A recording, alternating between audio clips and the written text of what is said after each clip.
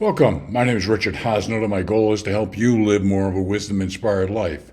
In this in-depth wisdom series, I'm sharing with you bits of wisdom from Paramahansa Yogananda, a God-realized enlightened avatar, founder of the Self-Realization Fellowship, and my beloved guru.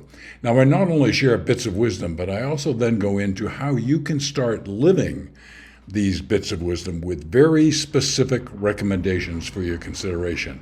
Okay, so let's get into today's wisdom. This is a very practical piece of wisdom from Paramahansa Yogananda. It deals with something that all of us have, yours truly included, bad habits. Okay? So, let me share with you his quote on this. Bad habits must not, therefore, be fed with bad actions. They should be starved out by self-control, and good habits strengthened with the nourishing food of good actions.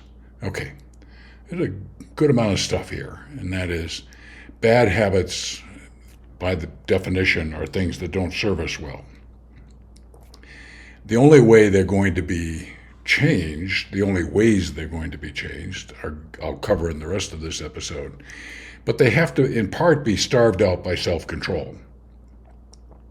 And I'll cover that in just a little bit more in a minute. But conversely, if we only focus on the bad habits, it's going to be a tough battle because we end up needing to replace the bad habits with good habits, and we need to strengthen them with what he calls the nourishing food of good actions. I love his language. Okay, so how do we overcome bad habits? Well, a lot of things we could share, but I'm going to share some things that work for me, and I work for a lot of other people too. So the first is to understand the triggers to bad habits. This has been crucial in my life because prior to acting on a bad habit, there are circumstances and preliminary thoughts and experiences that start us along the path to choosing a bad habit as a response or an action. And if we can get out in front of that and go, oops, there I go again, and catch that trigger before it actually fires off with the bad habit, it can be a very powerful way of stopping a bad habit. And it's something in my life that I have found extremely effective. Now, what it does require is a very high level of self-awareness. By that I mean you need to be able to observe your thoughts, your feelings, the circumstances, and have an objective experience of them to see where they're going and what's happening.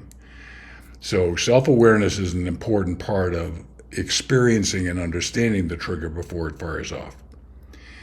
The next recommendation for getting rid of bad habits is don't deal with just bad habits alone, as Yogananda said. You need to replace bad habits with positive habits. Replace it with healthier, more positive alternatives. And for example, if you're trying to quit smoking, you should engage in physical exercise or practice deep breathing techniques when you feel the urge to smoke, as just a couple of suggestions. But when you feel a bad habit coming on, see it as an opportunity to replace it with a good habit. Because if all your effort goes into restraining and stopping the bad habit, that can be a tough war, because in many ways your ego feels justified and you need to have a positive alternative to replace it. Third, when you're replacing bad habits, sometimes it takes a team of people to get it done. Surround yourself with people that support your efforts to overcome the bad habit. Involve them in it, because they will have objective experience in many cases of your bad habit acting out and your efforts to modify it. Okay. Next, and this is importance goes beyond just the words themselves. The words are monitor your progress. I, for decades, kept a personal journal. My personal journal was not so, primary thing was to take thoughts and ideas that were in my head and put them on paper so I could view them more objectively and understand them. So But monitoring your progress through journal, and there's some habit tracking apps out there. Of course, there's an app for everything. Can be very powerful because it underscores a commitment on your part. You're not only committed, but you have a plan of action. You're going to track how well you're doing and where the challenges are. Because if you think that changing a bad habit is like waving a magic wand, and when that magic wand doesn't work, you're going to give up, then you're in for not a lot of change. And the good news from the field of science about the ability to change a bad habit is Dr. Richard Davidson, the University of Wisconsin, was one of the first people to define the term of brain plasticity.